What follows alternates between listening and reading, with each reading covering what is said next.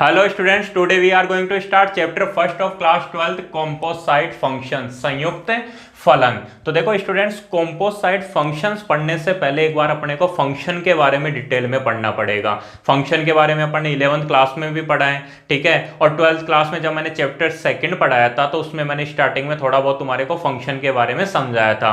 अभी यहाँ पे अपने को पूरी डिटेल में एक बार दोबारा से पढ़ना पड़ेगा फंक्शन के बारे में, और उसके बाद में अपन पढ़ेंगे कॉम्पोसाइट फंक्शंस। तो देखो इस चैप्टर में अपन फंक्शंस के बारे में क्या क्या पढ़ने वाले हैं। सबसे पहले अपन पढ़ेंगे फंक्शन की डेफिनेशन, कि वास्तव में फंक्शन बोलते किसको है, ठीक है। उसके बाद में अपन पढ़ेंगे टाइप्स ऑफ फंक्शन, ठीक है। फंक्शंस के टाइप्स क्या क्या होते हैं, जिसमें तुम लोगों ने पढ़ा होगा one one function, many one function, onto function, into function, और इसके अलावा अपन आइडेंटिटी फंक्शंस, ठीक है, और भी बहुत सारे फंक्शंस होते हैं। तो वो टाइप्स ऑफ फंक्शंस अपन पढ़ेंगे, और उनसे जस्ट पहले अपन पढ़ेंगे डोमेन, कोडोमेन और रेंज ऑफ फंक्शन। फंक्शन के डोमेन क्या होता है, कोडोमेन क्या होता है, और रेंज क्या होती है, मतलब प्रांत, सह प्रांत और परिसर क्या होती है। और उसके बाद में अपन फंक्शन के बारे में पढ़ते पढ़ते one one, onto, into, many one, ये सब पढ़ते हुए फिर अपन चलेंगे कॉम्पोसाइट फंक्शंस पे।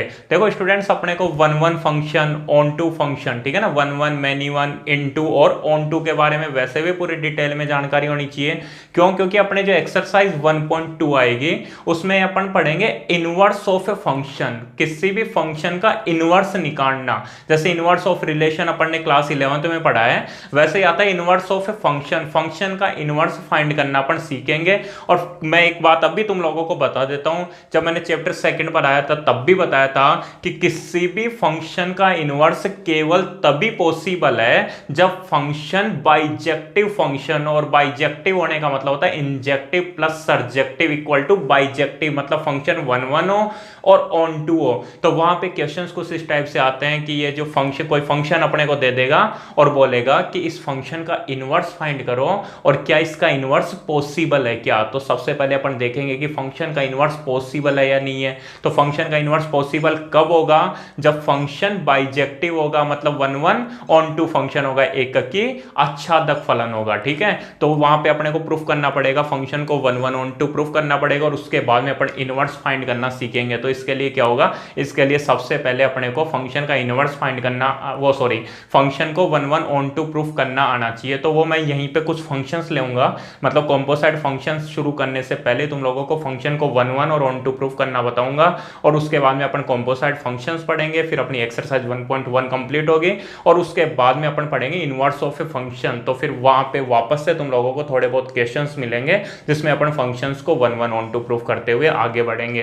तो एक्सरसाइज 1.2 केवल और केवल तभी पॉसिबल है कि तुम लोगों को आ जाए जब तुम लोगों को ये थ्योरी कंप्लीट आएगी, मतलब जो मैं बताने जा रहा हूँ वो बहुत अच्छे से समझना। उसके बाद में कॉम्पोसाइट फंक्शन, देखो फंक्शन आएगा तो कहीं कॉम्पोसाइट फंक्शन आएगा, सीधी सी बात है। 11th क्लास में अपन ने जहां छोड़ा था वहां तक का तो रिवाइज करते हुए चलूंगा, और उसके बाद में वापस से अपन आगे बढ़ेंगे 12th क्लास में। 11th क्लास में जहां अपन ने खत्म कर दिया था उससे जस्ट आगे का पार्ट है अपना कॉम्पोसाइट फंक्शन, संयुक्त फलन। तो देखो सबसे पहले बात कर लेते हैं अपन फंक्शंस की, कि फंक्शन किसको बोलते हैं।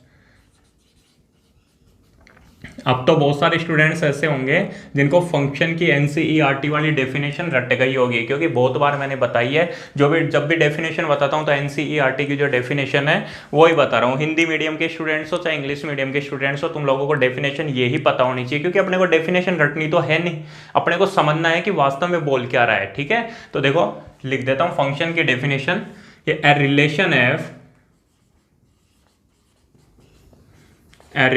F from set A to set B, ठीक है। इसका मतलब भी बाद में अपन समझ लेंगे। ए रिलेशन एफ, यहाँ पे रिलेशन बोला है मैंने, ध्यान रखना, ठीक है। रिलेशन तुम लोगों ने पढ़ा है और ये सारी बातें मैं ऑलरेडी पहले बता चुका हूं ना।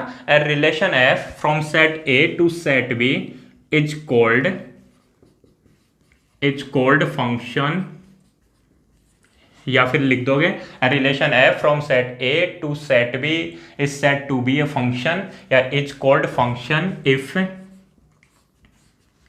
each element of set A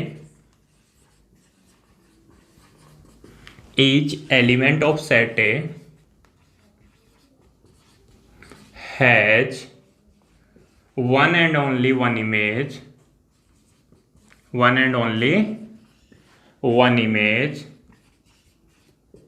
in set B. क्या बोल रहा हूं मैं? a relation f from set A to set B is called function if each element of set A has one and only one image in set B। ठीक है, set A के, देखो हिंदी में क्या बोल रहा हूं, कोई एक रिलेशन है, कोई एक रिलेशन का मतलब होता है संबंध, कोई एक संबंध है f जो सेट ए से सेट बी में डिफाइंड है। ठीक है ना, सेट ए के एलिमेंट्स का रिलेशन किसके साथ है? सेट बी के एलिमेंट्स के साथ है। इट्स कॉल्ड फंक्शन, वो फंक्शन कहलाता है। कब कहलाता है? यदि और केवल यदि each element of set A, set A के हर एलिमेंट का has one and only one image in set B, set A के हर एलिमेंट का, हर अवयव का सेट बी में एक प्रतिबिंब हो। ठीक है, क्या बोल रहा हूं मैं? सेट ए के हर एलिमेंट का प्रतिबिंब का मतलब होता है इमेज। तो सेट ए के हर एलिमेंट की एक इमेज किस में हो? सेट बी में हो। और क्या लिखा हो? वन एंड ओनली वन, केवल और केवल एक ही इमेज हो। तो यहां पे दो बातें ध्यान रखनी है बेटा तुम लोगों को। सबसे पहली बात, ठीक है, किसी भी रिलेशन को फंक्शन बोलेंगे, ध्यान से सुनना मेरी बात को, किसी भी रिलेशन को फंक्शन बोलेंगे कब बोलेंगे? अगर सेट ए के जितने भी एलिमेंट है, सेट ए के जितने भी एलिमेंट है उन सबकी इमेज सेट बी में हो। पहली बात क्या हुई? सेट ए के हर एलिमेंट की सेट बी में इमेज हो। और दूसरी बात कि सेट ए के हर एलिमेंट की इमेज सेट बी में तो हो ही, लेकिन केवल और केवल एक इमेज हो। ऐसे नहीं हो कि सेट ए के एलिमेंट्स की दो या दो से ज्यादा इमेज सेट बी में हो। जैसे एग्जांपल समझो, देखो एग्जाम्पल से अच्छे से समझ में आएगा। वैसे तो बहुत सारे स्टूडेंट्स ऐसे होंगे जिनको ये सब कुछ ऑलरेडी पहले से ही आता होगा, लेकिन फिर भी तुम लोग वीडियो देखना, क्योंकि बीच बीच में ऐसी बहुत सारी बातें आएंगी जो अपन ने 11th क्लास में नहीं पढ़ी और 12th क्लास की है ना। तो एक एक बात को गौर से सुनते जाना, ठीक है, समझते जाना, और ये सब आपको नोट डाउन भी करना है। ठीक है, हिंदी मीडियम वाले हो, इंग्लिश मीडियम वाले हो, ठीक है, ये डेफिनेशन अपने इंग्लिश में ही लिखनी है, क्योंकि जब अपने NCERT की जो डेफिनेशन है उसको हिंदी में कन्वर्ट करते हैं तो वो थोड़ी टूट फूट जाती है ना, उस हिसाब से उस तरीके से फील नहीं कर पाते ना। तो देखो एग्जांपल लिख रहा हूं। जैसे फर्स्ट एग्जांपल है कि कोई सेट ए है और सेट ए के एलिमेंट्स हैं जैसे 1 2 3 और 4, और सेट बी है, उसके एलिमेंट है 1 4 9 16 और 25। एक एग्जांपल। दूसरा देखो, सेट ए है, उसके एलिमेंट्स हैं 0 1 2 3 -1 -2 एंड -3, और सेट बी है, उसके एलिमेंट्स हैं 0 1 4 9। ठीक है, देखो फंक्शन एफ है जो सेट ए से सेट बी में डिफाइंड है। कोई फंक्शन एफ है, फंक्शन नहीं है, अभी रिलेशन बोल रहा हूँ कि कोई रिलेशन है जो सेट ए से सेट बी में डिफाइंड है। और किस तरीके से डिफाइंड है कि F X is equal to x square आता है, F X equal to x square आता है, where X belongs to, X कहाँ से बिलोंग करता है? अपने सेट ए से बिलोंग करता है, तब एफ एक्स कैसा कितना आता है? एक्स स्क्वायर आता है। और यहाँ पे भी फंक्शन सेम है, कोई फंक्शन है एफ जो सेट ए से सेट बी में डिफाइंड है, और F X is equal to x square आता है। अब तुम लोगों को बताना है कि इन दोनों में से कौन सा फंक्शन है। क्या ये फंक्शन है? ये इसको बोल रहा हूँ F1 और इसको बोल रहा हूँ F2। बाकी वही F X equal to x square, X belongs to set A. ठीक है, और एफ एक्स कहाँ से बिलोंग करेगा? एफ एक्स सेट बी से बिलोंग करेगा। तो अब देखो मैंने क्या किया, इसको अपन पढ़ेंगे किससे? इस तरीके से तुम लोगों ने डायग्राम सीखे होंगे, एरो डायग्राम से। तो इसको एरो डायग्राम से समझते हैं, इससे आसानी रहेगी। देखो ये सेट ए है और ये सेट बी है। आ गई मेरी बात समझ में? अब इसमें सेट ए के एलिमेंट्स लिखो और यहाँ पे सेट बी के एलिमेंट्स लिखो। तो देखो सेट ए के एलिमेंट्स क्या है? 1 2 3 एंड 4, 1 2 3 एंड 4। सेट बी के एलिमेंट्स है 1 4 9 16 एंड 25, और ये रिलेशन कौन सा है? F1। ठीक है, अब देखो रिलेशन क्या है, बोले एफ एक्स कैसे आता है? X square. देखो एफ एक्स का मतलब y, y equal to x square, तो x belongs to A and y कहाँ से बिलोंग करेगा? सेट बी से बिलोंग करेगा, वाई का मतलब एफ एक्स। ठीक है, तो अब देखो कैसे आप निकालते हैं कि y की वैल्यू कैसे आएंगी, जब x का स्क्वायर करोगे, x का मतलब सेट ए के एलिमेंट्स, तो एक बात तो 1 का स्क्वायर करोगे 1 का, तो 1 का स्क्वायर क्या होगा 1, तो 1 का रिलेशन किसके साथ हो गया 1 के साथ। फिर 2 का स्क्वायर करो, देखो अब 2 का स्क्वायर कितना होता है 4, तो 2 का स्क्वायर किसके, 2 का रिलेशन किसके साथ हुआ 4 के साथ। 3 का स्क्वायर करो, 3 का स्क्वायर क्या है 9, ठीक है, तो मतलब 3 का रिलेशन हो गया 9 के साथ, और 4 का रिलेशन किसके साथ हो गया 16 के साथ हो गया। तो ये रिलेशन अपन ने F1 है, और इससे F1 रिलेशन को अपन ने एरो डायग्राम से बना दिया, ठीक है, बाद में बात करते हैं उसके बारे में। ऐसे देखो यहाँ पे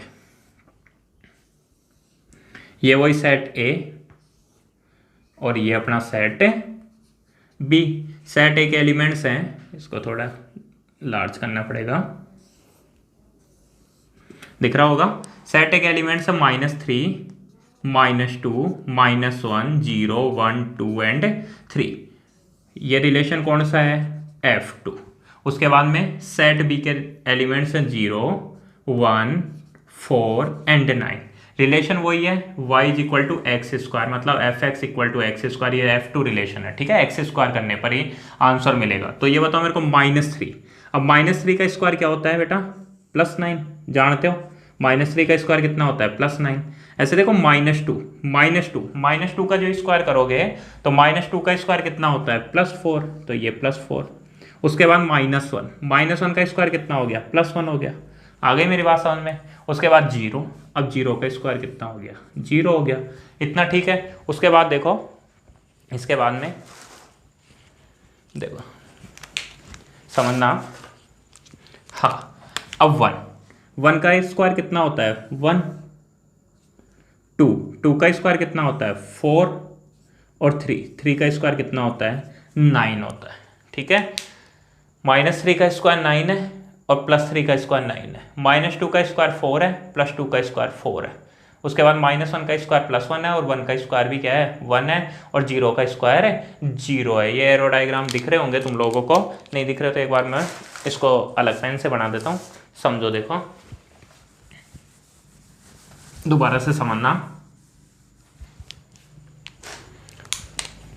ये अपना सेट A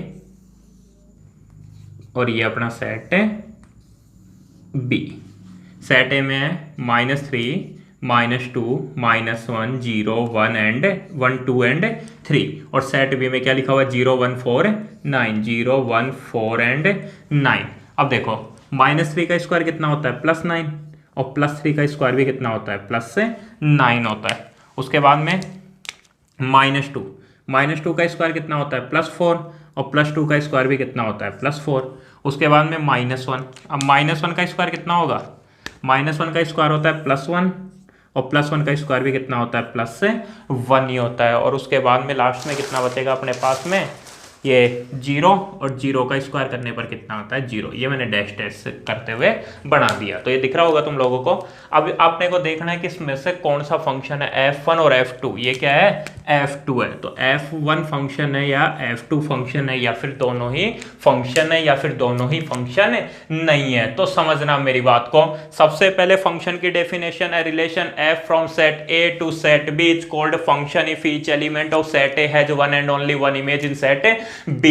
कहने इसमें इंपॉर्टेंट बात यही है कि सेट A के हर एलिमेंट की इमेज होनी चाहिए, पहली बात। और दूसरी बात क्या बताई मैंने कि सेट A के हर एलिमेंट की इमेज तो होनी चाहिए, और केवल एक ही इमेज होनी चाहिए। तो चेक करते हैं, देखो सबसे पहले यहां देखो 1 की इमेज, देखो 1 की इमेज, तो 1 की इमेज क्या है 1, इसका मतलब सेट A के इस एलिमेंट 1 की इमेज है, ठीक है। उसके बाद में 2 को देखो, 2 का रिलेशन किसके साथ है 4 के साथ में, मतलब 2 का रिलेशन अगर 4 के साथ है तो 2 की इमेज बोलेंगे 4, और 4 की प्री इमेज बोलेंगे 2 को। तो यहाँ पे 2 की इमेज भी है।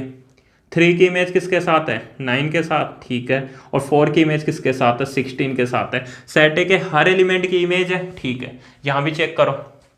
सबसे पहले देखो -3 की इमेज है, -3 की इमेज है 9, -2 की इमेज है 4, -1 की इमेज है 1, 0 की इमेज है 0, 1 की इमेज है 1, 2 की इमेज है 4 और 3 की इमेज है 9। इसका मतलब सेट ए के एलिमेंट्स, हर एलिमेंट की इमेज यहाँ पे है। मेरी बात समझना, सेट ए के हर एलिमेंट की इमेज यहाँ भी मिल रही है और सेट ए के हर एलिमेंट की इमेज यहाँ भी मिल रही है। अब दूसरी कहानी, क्या सेट ए के हर एलिमेंट की केवल और केवल एक ही इमेज मिल रही है या एक से ज्यादा इमेज मिल रही है? अब अपने को ये चेक करना है। तो देखो 1 की कितनी इमेज है, 1 की कितनी इमेज है, 1 है, एक ही इमेज है। 2 की इमेज कौन है, 4, 2 की इमेज क्या है, 4। इसका मतलब 2 की भी केवल और केवल एक ही इमेज है। 3 की इमेज चेक करो, 3 की इमेज क्या है, 9। इसका मतलब 3 की भी केवल एक ही इमेज और 4 की इमेज क्या है, 16 है। इसका मतलब 4 की भी केवल एक ही इमेज है। इसका मतलब दोनों कंडीशन फुलफिल हो गई ना, सेट ए के हर एलिमेंट की इमेज है और केवल एक ही इमेज मिल रही है। यहां ध्यान रखना, यहाँ 25 रह रहा है, लेकिन मैंने कोई 25 के लिए यहाँ पे कुछ नहीं बताया, ठीक है। यहाँ पे डेफिनेशन के अकॉर्डिंग ये नहीं बोल रहा हूं मैं कि सेट बी के हर एलिमेंट की भी प्री इमेज होनी चाहिए। सेट बी में कुछ भी रह सकता है, कोई दिक्कत नहीं है, बस सेट ए में हर एलिमेंट की इमेज होनी चाहिए और केवल एक ही इमेज होनी चाहिए। तो उसको क्या बोलते हैं अपन, फंक्शन बोलते हैं। अब यहां आ जाओ, यहां पे आओ। सबसे पहले चेक करो क्या सेट ए के हर एलिमेंट की इमेज है, तो वो अभी अपन ने चेक किए थे, बिल्कुल सेट ए के हर एलिमेंट की इमेज है। अब चेक करो कि यार सेट ए के हर एलिमेंट की केवल और केवल एक ही इमेज है या एक से ज्यादा इमेज है। तो -3 की इमेज बताओ मेरे को, -3 की इमेज क्या है? तो तुम लोग देखोगे कि यार -3 की इमेज क्या है, 9 है। मतलब फंक्शन में वो जो फंक्शन f2 था उसमें -3 की वैल्यू निकालोगे, f -3, इसका मतलब -3 का स्क्वायर और -3 का स्क्वायर कितना आ गया, 9 आ गया। तो देखो ना, -3 की इमेज क्या है, 9 है। -3 की केवल और केवल एक ही इमेज है। और +3 की इमेज क्या है, +3 की इमेज भी एक ही है, 9। देखो कंफ्यूजन यहाँ पे जो होता है ना, कंफ्यूजन जो होता है, देखो पहले जिसने पढ़ रखा है उसका तो कंफ्यूजन ऑलरेडी दूर हो चुका है, लेकिन मैं बता दूं तुम लोगों को, यहाँ पे कंफ्यूजन ये होता है कि यार सर 9 जो है ना, 9 वो -3 की भी इमेज आ रही है और +3 की भी इमेज आ रही है। मतलब -3 की इमेज की बात करूं तो भी 9 आ रहा है और +3 की इमेज की बात करूं तो भी 9 आ रहा है। लेकिन डेफिनेशन क्या बोल रही है, डेफिनेशन तो ये बोल रही है ना, सेट ए के हर एलिमेंट की इमेज होनी चाहिए और केवल एक ही इमेज होनी चाहिए। ये तो नहीं बोल रही ना कि सेट बी के एलिमेंट की 2 प्री इमेज नहीं होनी चाहिए, ठीक है। सेट बी के एलिमेंट्स की कितनी भी प्री इमेज हो सकती हैं, लेकिन सेट ए के एलिमेंट्स की तो केवल एक ही इमेज होनी चाहिए। -3 के अकॉर्डिंग चेक करो ना, मान लो -3 है, ये कौन है, -3 है। अब -3 है तो -3 के पास में देखो, -3 के पास में, खुद के पास में कितनी इमेज है, तो -3 का रिलेशन किसके साथ है, 9 के साथ है। इसका मतलब -3 के अकॉर्डिंग तो उसकी खुद की तो एक ही इमेज है ना, 9, और ऐसे +3 के अकॉर्डिंग उसकी खुद की एक ही इमेज है, 9। वो बात अलग है कि इस 9 की खुद की 2 प्री इमेज है, जिस 9 की खुद की 2 प्री इमेज है, लेकिन -3 और +3, -3 की इमेज भी 9 और +3 की इमेज भी 9। इसका मतलब -3 का रिलेशन भी 9 के साथ और +3 का रिलेशन भी 9 के साथ है।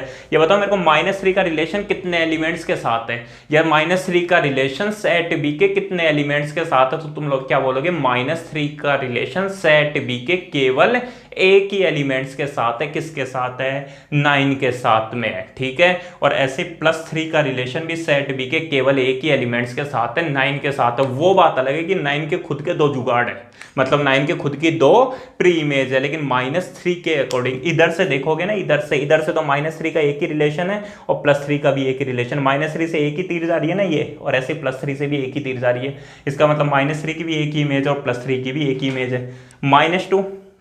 -2 के लिए देखो, -2 से सोचो, -2 की जगह रह के देखो एक बार कि यार -2 की जगह मान लो तुम लोग होते और तुम्हारे से मैं पूछता इस जगह पे, -2 की जगह तुम लोग, 2 की जगह तुम्हारा दोस्त बैठा है, ठीक है। अब इस तुम्हारे तेरे से जाके मैं पूछूं कि यार तेरी इमेज कितनी है, ठीक है। जैसे -2 की जगह तू खुद है और मैं तेरे से जाके पूछूं कि यार तेरी खुद की कितनी इमेज है, तो तू तो क्या बोलेगा, यार मेरी तो एक ही इमेज है ना, कौन है, 4, ठीक है।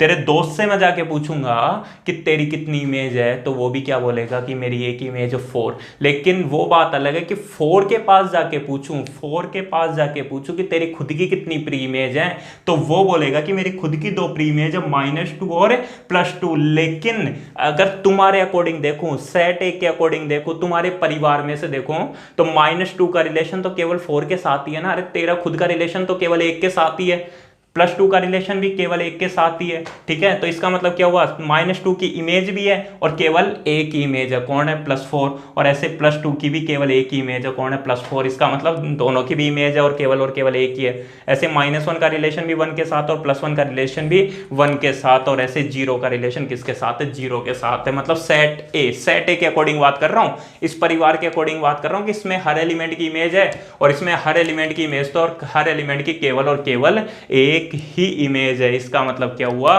कि F2 भी फंक्शन है, F2 भी क्या है, फंक्शन है। आ गई मेरी बात समझ में, सेट ए के हर एलिमेंट की इमेज आ गई, बिल्कुल। यहां भी सेट ए के हर एलिमेंट की इमेज थी, यहां भी सेट ए के हर एलिमेंट की इमेज थी, और केवल एक ही इमेज थी। इसका मतलब क्या हो गया, F1 और F2 दोनों ही फंक्शन है। तो यहां लिख देना नीचे F1 is a function and F2 is a function. क्यों, दोनों कंडीशन फुलफिल हो रही हैं। पहली कंडीशन क्या थी, सेट ए के हर एलिमेंट की इमेज है, 1 है, 2 की 4 है, 3 की 9 है, 4 की 16 है, हर एलिमेंट की इमेज और केवल एक इमेज है।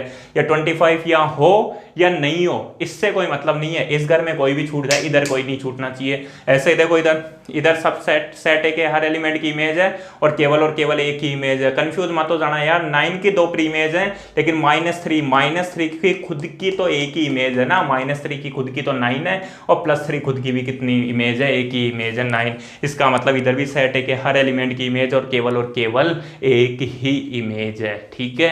तो ये दोनों के दोनों ही क्या है, फंक्शन है। अब देखो, इसी में अपन आगे बढ़ते हैं, समझने की कोशिश करना कि फंक्शन क्या है क्या नहीं है। जैसे देखो, एक सेट लिख रहा हूं, सेट है, एग्जाम्पल नंबर 3 है ये अपना। फर्स्ट और सेकंड लिख लेना ना, अगर लिखा नहीं हो तो पीछे वीडियो करके थोड़ा लिख लेना और ये लिख लेना, ठीक है। अब देखो, सेट ए लिख रहा हूं, जैसे सेट ए लिख दिया मैंने 9, 16, 25 एंड 36, और सेट बी लिख दिया मैंने 3, 4, 5, 6। इसके अलावा इसमें -3, -4, -5 एंड -6। क्लियर है ये बात है। ऐसे ही देखो, यहां भी समझो, सेट ए लिख रहा हूं,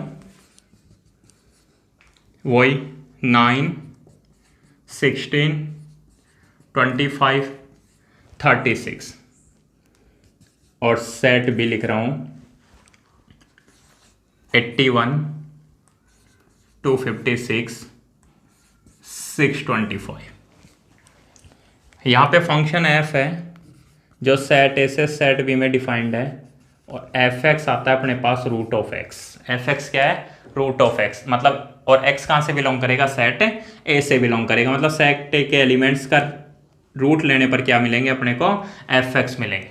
और यहाँ पे लिख रहा हूँ एक फंक्शन f है जो सेट ए से सेट बी में है, और fx इज इक्वल टू है x²। तो देखते हैं एग्जाम्पल नंबर 3 और 4। इसको बोल रहा हूँ F3 और इसको बोल रहा हूँ F4। तो समझो, देखो, सबसे पहले मैंने यहाँ पे सेट ए बना दिया, ये अपना सेट ए है और ये अपना सेट बी है।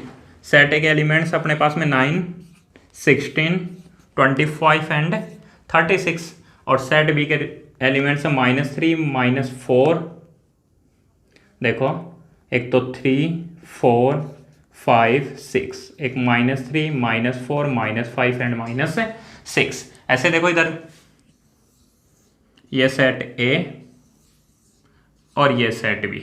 सेट ए के एलिमेंट्स हैं 9, 16, 25 एंड 36। सेट बी के 81, 256 और 625, और यहाँ पे fx is equal to x², ठीक है। यहाँ x² है और यहाँ पे fx is equal to √x है। यहाँ f3x है और यहाँ f4x है। उसके बाद में लिखना ये एग्जाम्पल्स है ना, जब फर्स्ट सेकंड लिख दोगे फिर थर्ड और फोर्थ। अब देखो, f3x का मतलब √x, तो √x तो √9। सबसे पहले √9 की बात करोगे तो √9 के लिए क्या आ जाएगा, देखो, √9 का मतलब -3 और +3। आगे बात समझ में, 9 का रूट लोगे तो क्या आएगा, -3 और +3। ऐसे देखो, √16 क्या आएंगे, दो आंसर मिल जाएंगे तुम्हारे को, -4 और +4। ऐसे √25 √25 के लिए भी तुम्हारे पास में दो आंसर हैं, क्या क्या आएगा, एक तो -5 और एक है +5, और ऐसे ही √36, तो √36 इसी से समझ लो ये आ जाएगा अपने पास में -6 और +6। क्लियर है ये बातें।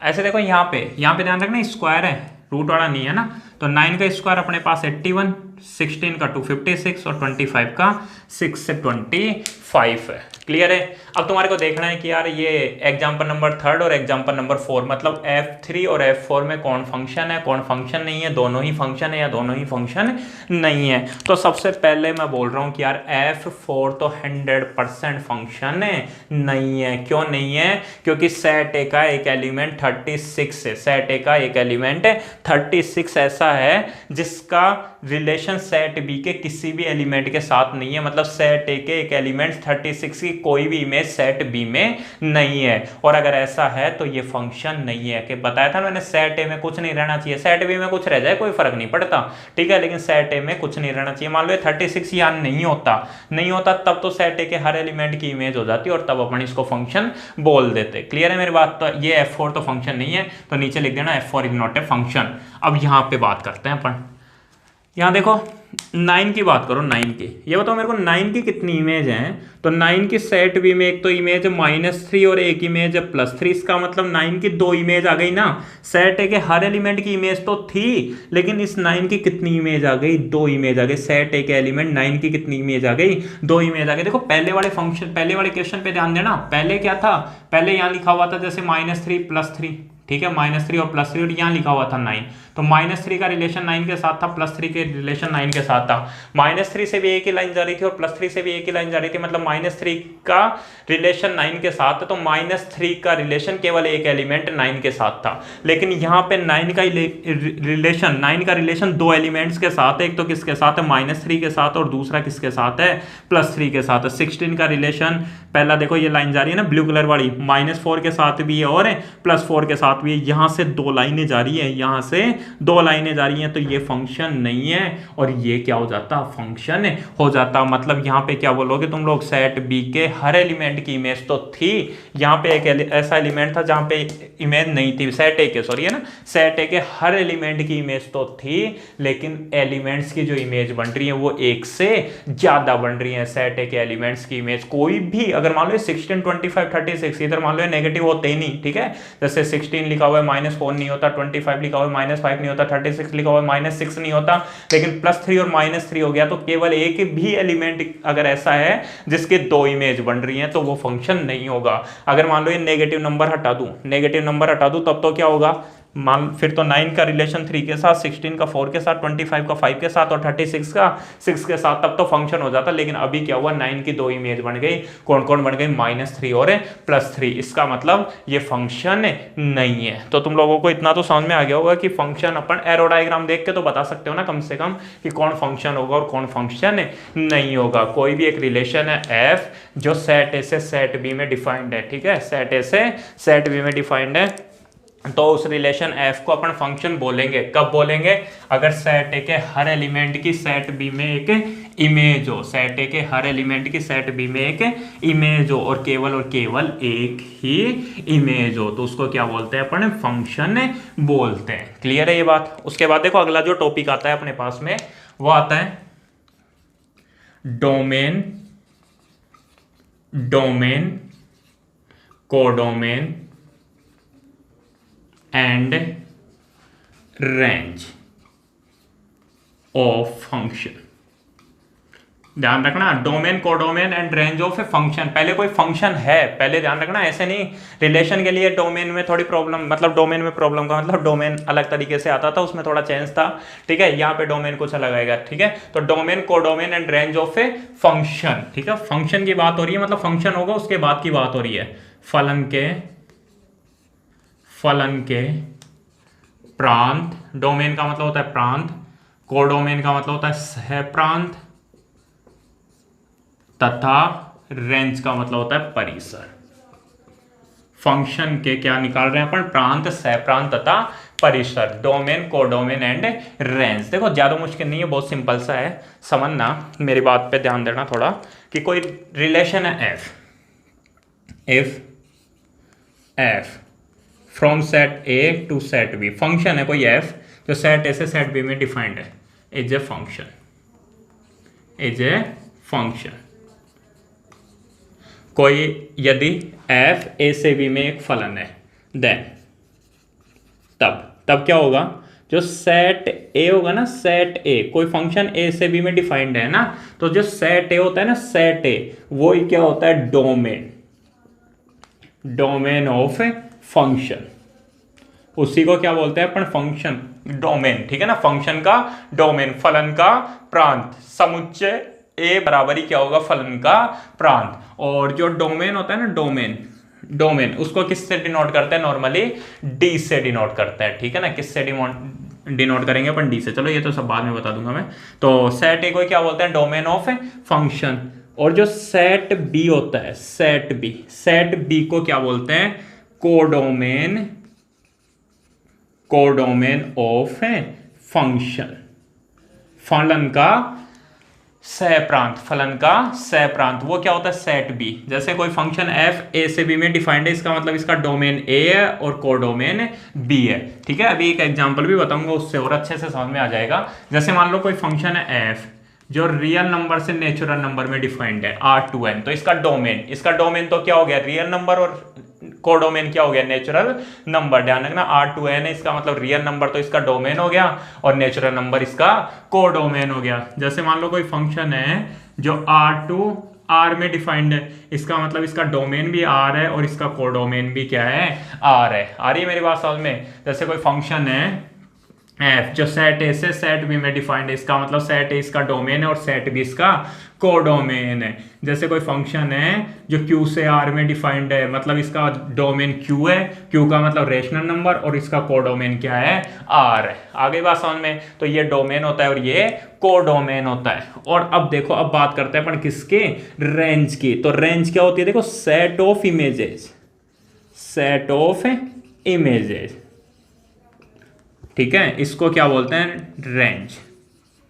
सेट ऑफ इमेजेस हिंदी में क्या लिखोगे, प्रतिबिंबों का समुच्चय, उसी को क्या बोलते हैं, रेंज का मतलब होता है परिसर। किसके प्रतिबिंबों का समुच्चय, सेट ए के एलिमेंट्स के जो प्रतिबिंब बनते हैं ना सेट बी में, उनका समुच्चय। जो सेट ए के जो एलिमेंट्स होंगे, उनकी जो सेट बी में इमेजेस बनेंगे, वो उनका जो सेट बनेगा, उसी को क्या बोलते हैं अपन, रेंज बोलते हैं शॉर्ट में। ये बहुत अच्छा है ना जो भी लिखा है मैंने, देखो समझना क्या बोल रहा हूं मैं। जैसे मान लो कोई फंक्शन है एफ जो सेट ए से सेट बी में डिफाइंड है, कोई फंक्शन एफ है जो सेट ए से सेट बी में डिफाइंड है, और सेट ए लिखा हुआ है, जैसे मान लो क्या, 1 2 3 4 और 5, और सेट बी लिखा हुआ है जैसे 1 4 9 16, ठीक है, नहीं 25 और 36।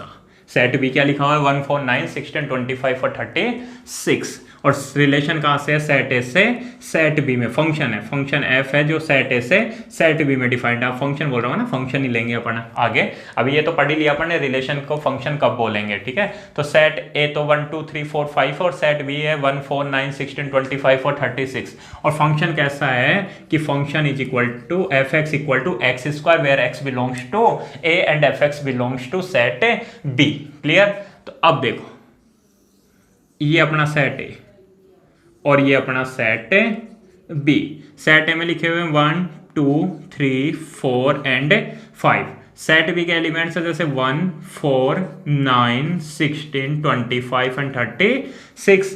अब फंक्शन कैसे आता है, फंक्शन f जो है उसमें एफ एक्स कैसे आता है, एक्स का स्क्वायर, मतलब 1 का स्क्वायर करोगे तो क्या आएगा, 1 आएगा, 2 का स्क्वायर 4 आएगा, 3 का स्क्वायर 9 आएगा, 4 का स्क्वायर 16 आएगा, और 5 का स्क्वायर 25 आएगा। आ गई मेरी बात समझ में। यहाँ पे क्या है, सेट ए के एलिमेंट्स, हर एलिमेंट्स की इमेज भी, और सेट ए के हर एलिमेंट की केवल और केवल एक ही इमेज है, तो फंक्शन तो है।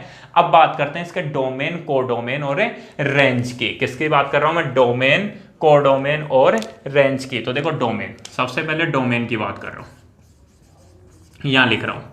तो डोमेन क्या होगा, सेट ए। अगर फंक्शन सेट ए से सेट बी में डिफाइंड है तो ये जो सेट ए होता है ना, यही क्या होता है, इसका डोमेन होगा।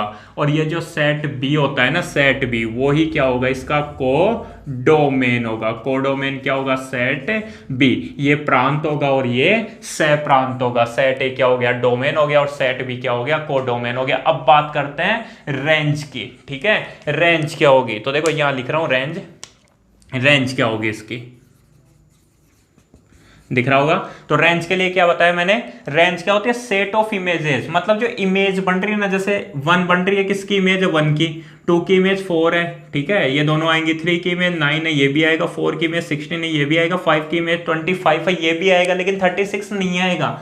क्यों, 36 से सेट ए के किसी भी एलिमेंट की इमेज नहीं है। यहाँ पे जो 36 है वो सेट ए के किसी भी एलिमेंट की इमेज नहीं है। इसका मतलब 36 नहीं आएगा। उसके अलावा क्या बच गया, देखो 1, 4, 9, 16 एंड 25। तो ये क्या होगा, इसके रेंज हो गई। जो सेट ऑफ इमेजेस होगा वही क्या होगा, उसके रेंज होगी। तो देखो 1 का रिलेशन 1 के साथ था, 2 का 4 के साथ, 3 का 9 के साथ, 4 का 16 के साथ और 5 का 25 के साथ। अगर डोमेन की बात करो तो ये जो पूरा सेट है, ये जो पूरा सेट है ए, यही क्या है, डोमेन। जिसमें क्या आएगा, जैसे मान लो सेट ए को, इसको पूरे को अच्छे से लिखना चाहते हैं तो सेट ए का मतलब क्या लिखते हैं, इसको ऐसे लिखते हैं। तो यही क्या है, इसका डोमेन है। ये 1, 2, 3, 4 और 5 डोमेन है। 1, 4, 9, 16, 25 और 36 ये क्या है, कोडोमेन है। 1, 4, 9, 16, 25 और 36 ये क्या आ गया, इसका कोडोमेन आ गया। और जब रेंज की बात होगी तो रेंज, ये जो 36 है ना, 36 और सेट ए के किसी भी एलिमेंट का रिलेशन 36 के साथ नहीं है, या सेट ए के किसी भी एलिमेंट की इमेज 36 नहीं है। इसका मतलब 36 को अपन रेंज में नहीं लेंगे। रेंज क्या होगी, जो सेट ऑफ इमेजेस होंगी 1, 4, 9, 16 और 25। तो ये जो सेट ऑफ इमेजेस बनेगा यही क्या आएगा, इसकी रेंज आएगी। 1, 4, 9, 16 और 25। यहाँ पे 36 रेंज में नहीं आएगा। मान लो 36 नहीं होता, 36 नहीं होता तो रेंज क्या होती, 1, 4, 9, 16 और 25। और कोडोमेन भी क्या होता है, 1, 4, 9, 16 और 25। 36 होता ही नहीं तो क्या होता, 1, 4, 9, 16 और 25। तब क्या हो जाता, डोमेन, वो सॉरी, कोडोमेन और रेंज इक्वल हो जाती। तब कोडोमेन और रेंज इक्वल हो जाती, और कोडोमेन और रेंज इक्वल भी हो सकती है, ये ध्यान रखना। कोडोमेन और रेंज इक्वल भी हो सकते हैं। या फिर क्या होगा, जो रेंज होगी ना, रेंज वो कोडोमेन का सबसेट होगी, ठीक है ना। जो रेंज होगी वो कोडोमेन का सबसेट होगी। यहाँ पे बोल सकता हूँ ना, ये 1, 4, 9, 16, 25 is a subset of set B. Set B का ही तो एक पार्ट होगा ना, 1, 4, 9, 16, 25 उसी ये आ रहे हैं इसमें। तो इसका मतलब क्या हुआ, सबसेट का मतलब तो समझते हो ना तुम लोग, उपसमुच्चय जिसको बोलते हैं अपन, कि जो रेंज होती है, रेंज का मतलब परिसर जो होता है, वो हमेशा सह प्रांत के इक्वल होगा या फिर उसका उप समुच्चय होगा। तो यहाँ पे ये तुम लोगों को समझ में आ गया होगा। क्लियर है मेरी बातें। अब देखो थोड़ी बहुत बातें जो तुम लोगों को ध्यान रखनी होंगी उसके बारे में समझना, इसको नोट डाउन कर लेना और ध्यान दो इधर। जैसे मान लो मैंने लिख दिया, ध्यान देना बेटा, कि एक फंक्शन है और फंक्शन रियल नंबर से रियल नंबर में डिफाइंड है। फंक्शन किस में डिफाइंड है, रियल नंबर से रियल नंबर में। और F X is equal to क्या है, एक्स स्क्वायर है। अब डोमेन, कोडोमेन और रेंज तुम लोगों को बतानी है। क्या क्या बताना है, डोमेन, कोडोमेन और रेंज। तो डोमेन में तो कोई दिक्कत ही नहीं है ना। डोमेन तो क्या बता दोगे, डोमेन ऑफ एफ। एफ का जो डोमेन होगा इसको डी एफ से डिनोट करेंगे ना, डी एफ से। डोमेन ऑफ एफ, जो एफ का डोमेन होगा वो तो आर, रियल नंबर। और ऐसे range of F, R F, वो भी क्या होगी, रियल नंबर। ये कोडोमेन, ये डोमेन और ये कोडोमेन। अब प्रॉब्लम आती है तो किस में आती है, रेंज में, कि यार रेंज क्या होगी। तो दिमाग लगाओ यार, रेंज क्या होगी। तो देखो रियल नंबर्स का मतलब थोड़ा वैसे रफली बताता हूँ। रियल नंबर्स में 0 भी आता है, 1 भी आता है, 2 भी आता है, ठीक है, 2.5 भी आता है, 3 भी आता है, -1 भी आता है, -1.5 भी आता है, ठीक है ना। जितने भी नंबर है सारे ही आते हैं यार रियल नंबर में। तो किसको, वो आयोटा वाली टर्म्स को छोड़ के, complex number, imaginary numbers, complex numbers, इनको छोड़ के।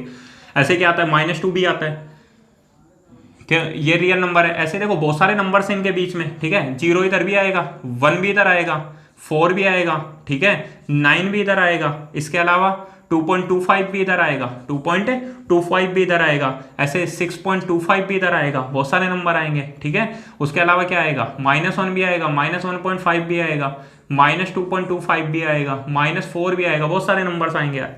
अब -2 का जो स्क्वायर होगा, -2 का स्क्वायर +4 होगा, +2 का स्क्वायर भी +4 होगा। -1.5 का स्क्वायर होगा +2.25 और इधर से ठीक है 2.5 का क्या होगा 6.25, 3 का क्या होगा 9 होगा, 1 का क्या होगा 1 होगा, 0 का क्या होगा 0। ये बताओ ये कभी किसी एलिमेंट की इमेज बनेगी क्या? किसी भी फंक्शन का स्क्वायर करने पर, किसी भी फंक्शन का स्क्वायर करने पर क्या नेगेटिव नंबर आता है क्या? मेरे को तो ये बता दो। सीधी सी बात है, रेंज निकालनी है ना। रेंज का मतलब आंसर का सेट, जो इमेजेस का सेट होगा, मतलब आंसर क्या आएंगे यार, इतना सा सोचना है रेंज निकालने के टाइम कि यार आंसर क्या आएंगे। तो तुम्हें याद देखना है कि यार रियल नंबर लिखा हुआ है और रियल नंबर का स्क्वायर करो तो कैसे नंबर आते हैं? पॉजिटिव नंबर आते हैं। किसी भी रियल नंबर का स्क्वायर करो, चाहे वो नेगेटिव हो और चाहे वो पॉजिटिव हो, उसका स्क्वायर करने पर तो 100% पॉजिटिव नंबर ही आएगा। और या फिर क्या आएगा? जीरो। क्यों? क्योंकि जीरो का स्क्वायर क्या होता है? जीरो। तो इसकी जो रेंज होगी ना, रेंज का मतलब जो आंसर आएंगे वो क्या आएंगे? या तो पॉजिटिव रियल नंबर आएंगे, आर प्लस का मतलब होता है पॉजिटिव रियल नंबर, और उसके साथ में क्या आएगी? जीरो आएगा। जीरो भी आएगा, मतलब आर प्लस प्लस से जीरो आएगा। ठीक है, इसको ऐसे भी लिख सकते हो, ऑल पॉजिटिव नंबर लिख सकते हो, या फिर इसको ऐसे भी लिख सकते हो, क्या आएगा? जीरो से लेके और इनफाइनाइट तक के नंबर आएंगे। इसका मतलब होता है पॉजिटिव नंबर, जीरो से लेके इनफाइनाइट तक के जो नंबर आएंगे, तो जीरो को खुद को शामिल करेंगे और ये ब्रैकेट क्या है? इनफाइनाइट की तरफ हमेशा ओपन ब्रैकेट ही लग, ठीक है ना, ओपन इंटरवल। समझ गए होंगे ये चीज। तो ये चीज समझ में आई ना। एक्स स्क्वायर, मान लो यहाँ पे एक्स स्क्वायर की जगह क्या होता है बेटा? एक्स क्यूब होता, एक्स क्यूब होता। अब समझो, तो एक्स क्यूब, तो किसी भी नंबर का क्या क्यूब करने पर नेगेटिव नंबर नहीं आते क्या? सोचो ना यार, -2 का क्यूब करोगे तो माइनस का 8 नहीं आएगा क्या? -2 इंटू -2 इक्वल टू क्या होता है? -8 होता है। -2 3 बार माइनस आ रहा है ना, तो नेगेटिव, और नेगेटिव 8 होगा तो नेगेटिव 8 रियल नंबर में होता है ना, तो -2 का स्क्वायर करने पर क्या आएगा? -8 आएगा। इसका मतलब नेगेटिव भी आएंगे, पॉजिटिव भी आएंगे। क्यों? क्योंकि +2 का स्क्वायर करने पर +8 आएगा, और जीरो भी आएगा। जीरो क्यों आएगा? क्यों? क्योंकि जीरो का रिलेशन किसके साथ होगा? जीरो का क्यूब जीरो होगा। तब क्या आ जाएंगे? नेगेटिव भी आएंगे भैया, पॉजिटिव भी आएंगे और जीरो भी आएगा। तो नेगेटिव, पॉजिटिव और जीरो मिलके क्या बनाएंगे? All real number. तब रेंज क्या हो जाती है? रियल नंबर ही हो जाती है। और रियल नंबर का मतलब तब रेंज और कोडोमेन दोनों ही क्या हो जाते हैं? वो सॉरी, यहाँ पे RF नहीं, ये क्या है अपना? कोडोमेन। इसको CF मत लिख देना, है ना। ये रेंज है, ठीक है। कोडोमेन क्या है? Real number. ये डोमेन, ये कोडोमेन, और रेंज क्या आएगी? पॉजिटिव नंबर आएंगे। ठीक है, अगर क्या होगा? एक्स स्क्वायर होगा और क्यूब होगा तो पॉजिटिव, नेगेटिव और जीरो, तीनों तरह के नंबर आएंगे। पॉजिटिव भी आएंगे, नेगेटिव भी आएंगे और जीरो भी आएंगे। जैसे मान लो एक और एग्जाम्पल समझना। एक फंक्शन लिख रहा हूं एफ, जो रियल नंबर से रियल नंबर में डिफाइंड है, और एफ एक्स क्या है? साइन एक्स है। तो ये क्या है अपना? डोमेन। ये क्या है अपना? कोडोमेन। डोमेन रियल नंबर है, कोडोमेन रियल नंबर है। मेरे को तो ये बता दो सेट ऑफ इमेजेस क्या बनेगा या रेंज क्या बनेगी। तो रेंज के लिए देखना यार, साइन एक्स है, मतलब साइन एक्स के जो आंसर आते हैं वो क्या आते हैं? तो तुम लोगों को पता होगा कि साइन के जो भी आंसर आएंगे वो हमेशा क्या आएंगे? -1 और 1 के बीच में आएंगे। तो इसको बोलेंगे रेंज। ये क्या होगी? रेंज। रेंज, साइन के आंसर किस में आएंगे? -1 और 1 के बीच में आएंगे, तो ये रेंज होगी। कोस के आंसर -1 और 1 के बीच में आएंगे, वो रेंज होगी। कोट और टेन के आंसर, टेन के जो आंसर आते हैं, ठीक है, जैसे टेन थीटा की जो वैल्यूज आती हैं वो क्या आती हैं? ऑल रियल नंबर, तो वो रेंज है। ठीक है, कोट थीटा की वैल्यूज क्या आती हैं? ऑल रियल नंबर, वो रेंज है। सेक थीटा की जो वैल्यूज आती हैं, सेक एक्स की बात करूं तो उसकी जो रेंज आएगी वो क्या आएगी? सोचो कि ऑल रियल नंबर आते हैं लेकिन -1 से 1 के बीच की वैल्यूज नहीं आती। और ऐसे क्या होता है? कोसेक थीटा के लिए भी क्या होता है? ऑल रियल नंबर आते हैं लेकिन -1 से 1 के बीच की वैल्यूज नहीं आती, तो वो उसके रेंज हो गई। रेंज का मतलब क्या होगा? सेट ऑफ इमेजेस, मतलब आंसर क्या आने वाला है, यही तुम लोगों को सोचना है। ये सोच लोगे ना तो यार बहुत सारी चीजें क्या हो जाएंगे? इजी हो जाएंगी। क्यों? क्योंकि पता है जब अपन फंक्शन को ऑन टू प्रूफ करेंगे तो फंक्शन ऑन टू कब होता है? जब फंक्शन की रेंज और उसका कोडोमेन इक्वल हो जाए। शॉर्टकट में बात कर दी मैंने कि रेंज और कोडोमेन इक्वल हो जाए। और रेंज और कोडोमेन तो देखो ना यार, अगर एक्स क्यूब हो जाता तब मैंने क्या बताया था कि कोडोमेन तो आर है ही और रेंज भी आर हो जाती। क्यों? पॉजिटिव, नेगेटिव और जीरो तीनों आंसर आते हैं, और पॉजिटिव, नेगेटिव और जीरो का मतलब रियल नंबर। तब क्या हो जाता? फंक्शन ऑन टू हो जाता। लेकिन एक्स स्क्वायर किया तो रेंज, कोडोमेन तो आ गया ऑल रियल नंबर, लेकिन रेंज में नेगेटिव नंबर नहीं आ रहे। नेगेटिव क्या आ रहे हैं? केवल आर प्लस प्लस जीरो, तो ये दोनों इक्वल नहीं है। रेंज और कोडोमेन इक्वल नहीं है, और रेंज और कोडोमेन इक्वल नहीं है। इसका मतलब फंक्शन ऑन टू फंक्शन नहीं है। और फंक्शन ऑन टू फंक्शन नहीं है तो मैंने बताया था ना, अगर फंक्शन ऑन टू नहीं है मतलब बाइजेक्टिव नहीं है, और बाइजेक्टिव नहीं है तो फंक्शन का इनवर्स पॉसिबल नहीं हो सकता, और फंक्शन का इनवर्स पॉसिबल नहीं हो सकता तो मतलब एफ इनवर्स अपन फाइंड नहीं कर सकते। ठीक है, तो ये सारी चीजें अपने को पता होनी चाहिए। अभी तो ये थोड़ा सिंपल से एग्जांपल्स डाले हैं मैंने। जैसे मान लो एक चीज बताओ मेरे को, ये जो फंक्शन है एक फंक्शन है एफ एक्स, ध्यान देना यार, वो लिख रहा हूं मैं, जैसे मैंने लिख दिया x minus 5 upon x minus 3, x minus 5 upon x minus 3। मेरे को ये बता दो क्या x की वैल्यू 3 हो सकती है क्या? x की वैल्यू 3 हो सकती है क्या? x की वैल्यू 3 यार नहीं हो सकती। क्यों? क्योंकि अगर x की 3 वैल्यू हो गई मतलब अपॉन में 0 बन जाएगा, और अपॉन क्यों 3 माइनस 3 मतलब 0, और अगर अपॉन में 0 बन गया इसका मतलब इनडिटर्मिनेट फॉर्म हो गई, और इनडिटर्मिनेट फॉर्म हो गई तो फिर बाद में अपन उसकी वैल्यूज फाइंड नहीं कर सकते। तो अगर मान लो मैंने बोल दिया कि कोई एक फंक्शन है रियल नंबर से रियल नंबर में, तो यार तुम लोगों को क्या सोच रहे हैं कि भाई साहब हो ही नहीं सकता। क्यों नहीं हो सकता? क्योंकि रियल नंबर से रियल नंबर में इसलिए नहीं हो सकता कि अगर ये फंक्शन हुआ तो यहाँ पे x इक्वल टू -3 की तो कोई वैल्यू ही नहीं होगी, मतलब x इक्वल टू +3 रखने पर x की वैल्यू +3 रखने पर यहाँ पे क्या होगा, ये तो इंडिटर्मिनेट फॉर्म हो जाएगी, और अगर इंडिटर्मिनेट फॉर्म हो गई तो मतलब f(x) की कोई वैल्यू अपन फाइंड नहीं कर सकते। तो यहाँ पे क्या होगा, जैसे सेट A है, इसमें रियल नंबर में तो 3 भी होगा, और सेट B है, इसमें क्या होगा 3 की कोई इमेज ही नहीं होगी, ना, क्यों 3 रखने पर कोई वैल्यू नहीं मिल रही। इसका मतलब सेट ए का एक एलिमेंट रह जाएगा, और सेट ए का कोई एलिमेंट रह गया, इसका मतलब वो फंक्शन ही नहीं होगा, और फंक्शन ही नहीं होगा तो फिर आगे की कोई बात ही नहीं होगी। क्यों? अपन पढ़ेंगे क्या कॉम्पोसाइट फंक्शन या फिर फंक्शन, तो पहले फंक्शन तो होना चाहिए ना।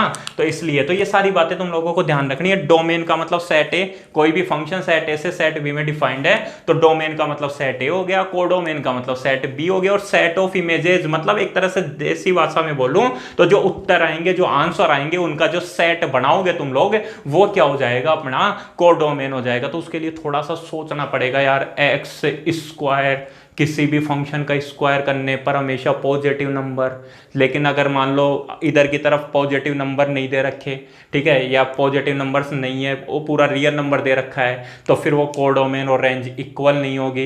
ये सारी चीज़ें अपने को समझ में आनी चाहिए। लेकिन एक्स क्यूब करने पर वो भी रियल नंबर आएगा, ठीक है ना, आंसर हमेशा रियल नंबर्स आएंगे, और रियल नंबर आएंगे मतलब यहाँ भी आर और आंसर भी आर, ठीक है। इसका मतलब कोडोमेन भी आर है, रियल नंबर है, और रेंज भी क्या है, रियल नंबर है। तब फंक्शन के लिए अपन बोल सकते हैं कि फंक्शन ऑन टू फंक्शन हो जाएगा। तो एक बार क्या करना है, 11th की जो अपनी कॉपी है ना, उसमें थोड़े रिवाइज कर लेना। उसके बाद में अब अपन सीखेंगे कि कैसे किसी फंक्शन को 1-1 या मैनी वन प्रूफ करते हैं। मतलब पहले अपन डेफिनेशंस पढ़ेंगे कि 1-1 किसको बोलते हैं, मैनी वन किसको बोलते हैं। उसके बाद में अपन पढ़ेंगे कि फंक्शन ऑन टू किसको बोलते हैं, इन टू किसको बोलते हैं, बाइजेक्टिव का मतलब क्या होता है, मतलब एकक की अच्छा तक का मतलब क्या होता है। ये सारी चीज़ें अपन पढ़ेंगे, और उसके बाद में अपन कुछ एग्जाम्पल्स करेंगे जिसमें अपन सीखेंगे कैसे फंक्शन को 1-1 ऑन टू, ठीक है, प्रूफ करते हैं, या फिर 1-1 मैनी वन, ठीक है, ऑन टू इन टू कैसे क्या प्रूफ करते हैं। वो सारी बातें अपन को सीखनी है। और उसके बाद में अपन पढ़ेंगे अपना कॉम्पोसाइट फंक्शन, जो अपना चैप्टर है कॉम्पोसाइट फंक्शन। लेकिन इसका मतलब ये नहीं है कि ये जो बता रहा हूँ वो कुछ अलग बता दिया कि यार कॉम्पोसाइट फंक्शन, चैप्टर का नाम ही कॉम्पोसाइट फंक्शन है तो यहीं से शुरू करो। मैं क्या बोल रहा हूँ, एक्सरसाइज 1.2 में यही सारी बातें आएंगी, तो उस टाइम पे फिर तुम लोग मुंह लटका के नहीं बैठो। इसके लिए क्या करना पड़ेगा अपने को, ये सारी चीजें दोबारा से एक बार अच्छे से, बहुत ही अच्छे से पढ़नी पड़ेंगी, ठीक है। फिर 1.3 है, ठीक है। वैसे एक चीज बताऊं तुम लोगों को, जो फंक्शन शब्द होता है ना, फंक्शन ये लैटिन शब्द है। फंक्शन जो है वो लैटिन शब्द है, और फंक्शन का जो वास्तव में मीनिंग होता है वो होता है ऑपरेशन। ऑपरेशन हिंदी में बोलते हैं संक्रिया। जो फलन है, ठीक है, फलन कैसा हो गया, हिंदी वर्ड हो गया, ठीक है, जो क्या बना है, इंग्लिश वर्ड फंक्शन से बना है, जो लैटिन वर्ड है, और उसका वास्तव में मीनिंग क्या होता है, ऑपरेशन। और अपन पढ़ेंगे आगे एक्सरसाइज 1.3 में बाइनरी ऑपरेशंस, ठीक है, बाइनरी ऑपरेशंस पढ़ेंगे। तो ये सारी चीज़ें अपने को पता होगा, ठीक है, ये सब चीज़ें पता होगा। मतलब फंक्शन के बारे में बेसिक ही नहीं पता अपने को, फंक्शन होता क्या है, ऑन टू इन टू ये सब नहीं पता, तो फिर कोई मतलब नहीं रहेगा। तो इसलिए अच्छे से पढ़ लेना, एक बार 11th की कॉपी को बहुत अच्छे से रिवाइज कर लेना, ठीक है।